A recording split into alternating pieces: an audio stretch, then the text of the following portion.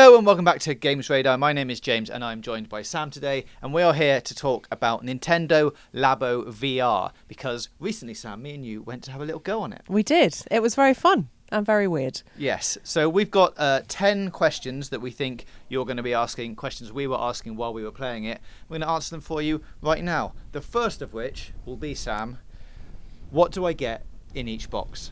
Okay, so it's quite confusing, as tends to be the way with Labo. There are actually 4 different packs you can buy. The first one is about £80, $80, and it gets you all 6 of the Labo VR toys, including the actual goggles that you'll need to attach to all of them. But if you want to start off with something a little bit more simple, there's the starter pack that gets you the goggles and the sort of shotgun-like blaster toy, and then you can buy the other 4 experiences as packs of 2. Fine. So when we first got there, we got the starter pack, so we got the VR goggles to make and the blaster that comes in that pack. How long do you think it took to make just the goggles bit of it? The goggles were about 15 minutes, I think. There was 3 of us making it because apparently we're not very good at building things on our own. So between the 3 of us, it took about 20 minutes, I think. You've got to be quite careful with it because there's the actual lenses in there that make the goggles themselves, and there's a lot of folding to make it sort of properly secure and very solid, because this is the piece that's got to be transferred to all the different VR toys. But it wasn't actually that hard. It was just a little bit fiddly. Yeah, it's not as complicated as, say, like one of these or No. this. Like it's essentially just a cardboard case that with some holds your foam Switch. stickers. Yeah. Yeah, and it's got a bit of secure stuff in it to make sure the Switch doesn't fall out the ends and things. But Yeah. it's just folding a little cardboard house basically, and, Yeah. and then you can get on with it. And then you can go on to the games, which we're going to talk about now. Now, we'd love to show you some footage of some of the games, but Nintendo have refused to give us any. So you'll just have to take our words and use your imagination. what the actually power of your happens. imagination. So out of the box, you get the blaster gun, which comes with its own sort of on rails game. Yeah. Where you're shooting. Are they ducks? There are some They're ducks like in it. little blobby monsters, and it kind of feels a little bit Splatoon in terms of like the look and feel of it. It's quite cartoony. It's quite fun. You're sort of firing out like globules rather than bullets or anything, because after all, it's Nintendo. You don't want to give kids weapons or anything like that. So it's quite fun and frivolous, and you're sort of shooting everything that you can see, and there's like big yellow flying bird things, and it's all quite fun, isn't it? Yeah, that was quite good. The blaster gun, like you have to like cock it like you would a shotgun. That's like got weights in it and loads of elastic bands. That feels quite tactile to do, and the little and trigger. it's got like a quite nice little satisfying like as you reload it. Yeah. And then a little button on the back of the gun that's surprisingly satisfying. That was really nice. And that game's like, it's an on rails shooter basically, where you can sit in a chair, but I think we did it standing up. Yeah, we and did. you have to like spin 360 to find your targets, fire, and you just get points at the end basically. Yeah, I think there's quite a few levels to work your way through, so it's quite a meaty experience. So that's like the main game you get, but then also something they haven't really talked about is you get, I'm going to say 64. It is 64, Yes. correct. 64 other little basically mini games. Some of them aren't even games, they're just things to do. Like experiences. Yeah, but some of them are actually really good. Yeah, like, I'm just trying to think of the ones that we played. So one thing that they also don't mention is in the starter kit, you kind of get a lot of little accessories.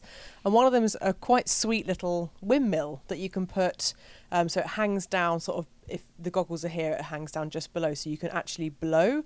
And the camera sensor in your Joy-Con can sense the little reflective stickers on the spinner. And one of the games was just literally a shelf full of toys, and you blew the spinner to fire a machine gun, and you just had to try and get down as many toys as you could.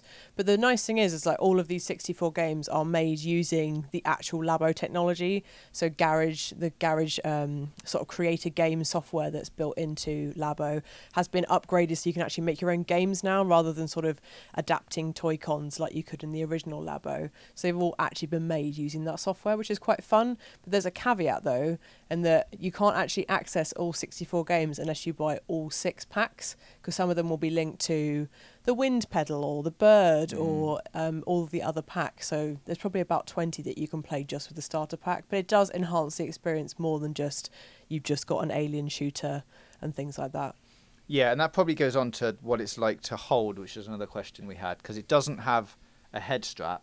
Yeah. And I think Nintendo were clear that it doesn't have a head strap because therefore it can become a 7+ toy, because it's not strapped to your head. You can take it off whenever you want. So if you are feeling a bit woozy, you can instantly be like, it's fine again, I'm free. back in the real world. But some of the things where you put the Switch in a cardboard device and have to like hold the other pad in your hand and hold it up with one hand, like it's quite heavy. Yeah. Like, Especially you can't if do you're it for too long. Yeah, because I think you forget like how heavy the Switch is on its own. Like obviously, if you're playing it like a normal console, it's actually not that heavy. But if you're holding it up to your face with one hand, like you said, and you've got to do the gun actions and all of that stuff, there's quite a lot to think about and do. And you know, we're grown up people, but you know, imagine like if it is aimed at 7-year-olds, that's quite a lot of kit to hold and potentially drop. Yeah. But I think that, you know, the big safety thing is that, you know, you don't want to strap your child into a VR experience, which is why things like PlayStation VR and Oculus with the head straps are aimed at 13 and up, because actually there's a risk of like nausea and, you know, all of that stuff. So that's the reason why it doesn't have a strap, which I think is actually quite interesting as like a, you know, this is VR for kids basically. But it doesn't. Starter pack. Yeah, it's the starter pack. This is like the gateway to full VR experiences and all of that stuff. Yeah, nothing that we played seemed to be designed to play for long periods of time. Like all of those 64, 20 games or however many you're going to get access to are basically, they're sort of 10-minute experiences where you play for a bit and be like, that was cool. Now what else can I do with it? Yeah. We played the Hippo game. We have to like, that was amazing. probably my favourite. You have to fire melons at the hippos, and when they eat the hippos, they come over to your side, and it's like a 2-player game that you play with the shotgun blaster, yeah. and you just fire them at the hippos, and then they eat it, and they come over. It's quite nice. It's like a pass and play, like co-op, or not co-op, competitive multiplayer game. And it's surprisingly nice. Like it sort of combines almost like curling in that like the hippo that you bring towards you can like knock other hippos into your ring and score you points. But it's quite basic. Like you can only fire one fruit at a time. It's all a bit, you know, cartoony and whatever. But like it is good fun, and it's definitely a demonstration of like the potential of VR, especially for sort of young audiences as well. I think that's sort of the next thing we'll come on to is what do the games look like and what are they like to play. Like they all have a very similar look at the moment anyway, of like cartoony, typical like Nintendo style graphics, but it's all sort of set in a colourful cartoony world, and everything's very happy. I think that's sort of a deliberate ploy, because the actual Nintendo Switch screen is only 720p, so when you're holding it that close to your face, you're going to start seeing the pixels. So we're not going to see like photorealistic games, because it would really show that, you know, the Switch hasn't got the technology of something like Oculus Rift or HTC Vive. So it's quite a clever thing to sort of like introduce you in a friendly way to VR, but also kind of hide the technical limitations as well. Now, this isn't a question that I think we can answer straight away, but it's probably one that you're all asking, is what other games work with it? Well, that's the interesting thing with Labo. So obviously it's limited at the moment to what you get with the software, but it hasn't stopped Nintendo in the past letting you use the Labo toy kits with other games. So you can use this vehicle kit with Mario Kart at the moment. Now, what that could mean is that like eventually Labo VR extends to other games, and Mario Kart VR already exists in the world in arcade form. But at the moment, there are no plans to do that. So it's basically like a, you know, wait and see. Do you buy it now, or do you wait until there's a bit more functionality, or, you know, do you want to treat you and your family to like a really fun VR experience that you get to build yourself and understand how that works? But like there are so many games that would lend themselves already in the Switch library to VR experience. Like I'd love to see Captain Toad Treasure Tracker, and it's like interactive dioramas turn into like a VR thing where you could literally like look in. But whether the Switch has that capabilities and whether Nintendo will take it that far is definitely something I'm excited to see happen in the future. Okay, couple more. Next one, where do you think it sits in terms of the other VR offerings? That's my biggest concern, because unless you've already got a Nintendo Switch, I don't know why you would buy this. You know, Google Cardboard is £5, a couple of dollars. Almost free. Almost free. You can always, you know, literally print it off yourself if you've got some cardboard and a good printer at home. and that's offering kind of similar experiences through your smartphone. So, and then, then you've got the other end of the spectrum where if you've got a PS4, then you might spend a couple of £100 on PSVR and get so much better experiences that are lengthy and really immersive and, almost to the level that PS4 games are, but, shuttered behind a VR filter.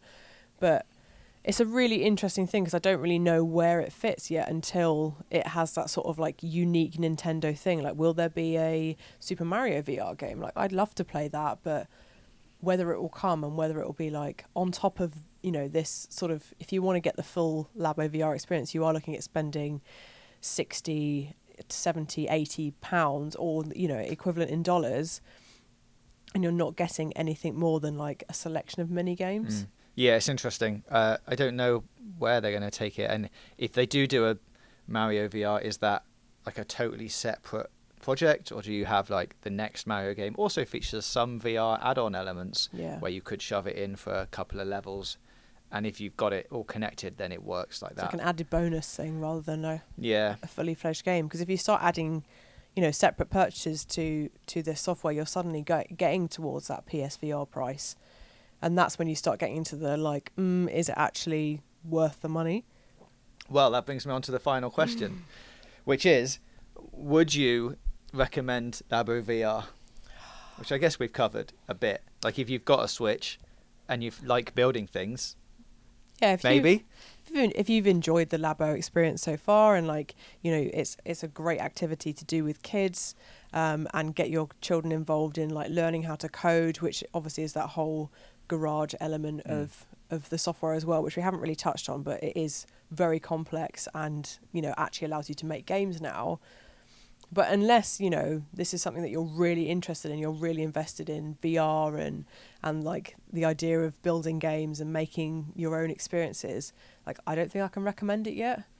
Like, maybe it's worth waiting for Christmas and like having it as a really lovely Christmas activity where probably it's come down in price a little bit. The original Labo kits are a lot cheaper now, seeing as they only launched a year ago, which is very unusual for Nintendo software at all. You don't really get discounts, but yeah, isn't it?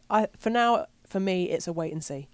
Okay, well, those are 10 questions that you had about Labo VR that we have answered. Let us know if you've got any more in the comments below, and we will see you next time. See ya.